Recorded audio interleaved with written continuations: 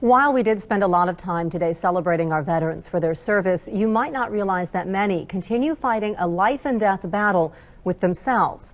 On average, each day, 22 active duty military and veterans take their own lives. Tonight, we hear from people battling to shine a light into the darkness. This is a picture of Alan with some of his friends. Born into a military family, Alan Younger seemed destined to follow those footsteps. He wanted to go out, he wanted to explore, he wanted to see more and experience more, and he used the Army as kind of an avenue for it. He met his wife Amber when both were in training to become combat medics. Eventually, Amber left the military. The couple had a daughter, Mariska, got married, and Alan deployed to Iraq. Once home, he joined the National Guard and was accepted to the chemical engineering program at KU. He was just really smart. But Alan was hiding a secret. He told his therapist that he struggled with depression in high school. He hid it from a lot of people. He didn't want his family or his friends to think less of him or to judge him for having a mental illness. But then there's also within the career of the Army. You have to be tough, you have to be strong, you can't show weakness. On a 2-week break from deployment, 2 friends in Iraq were killed by an IED. He then had a close friend die by suicide. Amber says it sent Alan spiraling. He stopped therapy, stopped medications, and then it became too much. It was August 12th, 2013. Amber says Alan was argumentative that night. He stood in their bedroom doorway. And he brought his hand around and I saw him holding the gun. I jumped off the bed and I ran at him.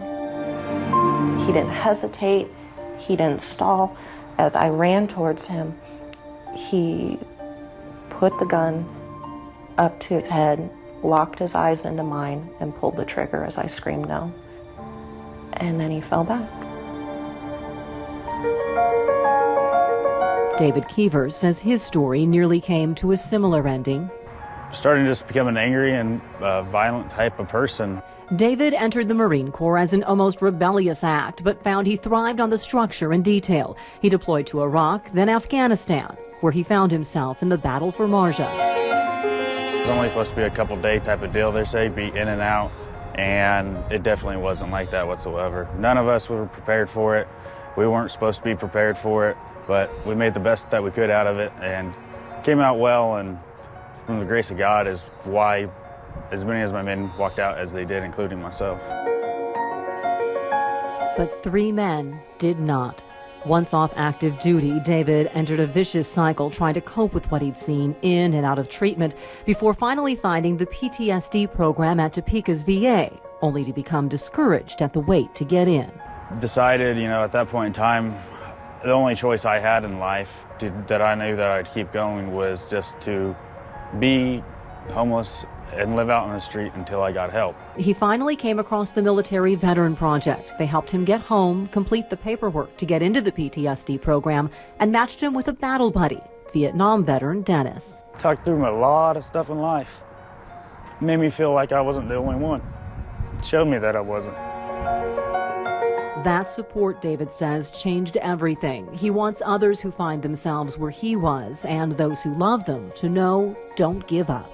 People that experience the PTSD, we don't even understand it. I just say stick in there, continue to put forth the effort to get help, and I promise that it will have a light at the end of the tunnel. A light that's needed to keep others from suffering in silence. It's easier to say my loved one is mentally ill or my soldier is mentally ill. It's so much easier to do that than to bury them. And once that cloak is taken away and the hushed tones and the stigma, it's going to make getting help so much easier. The VA has launched Operation SAVE. Remember these letters: spot the signs, ask the question, do you want to take your life? Validate what the veteran is feeling, and encourage treatment and expedite getting help, SAVE. And again, if you do need help, the Veterans Crisis Line is 1-800-273-8255. You can hear from the suicide prevention staff at Topeka's VA and find further resources on WIBW.com. Ralph, the veterans want you to know that there is help out there, not to give up. And the VA wants veterans to know there are resources. There is help. They are there. They want to see people. That support to lift them up and keep them here with us. Melissa, thank you for that.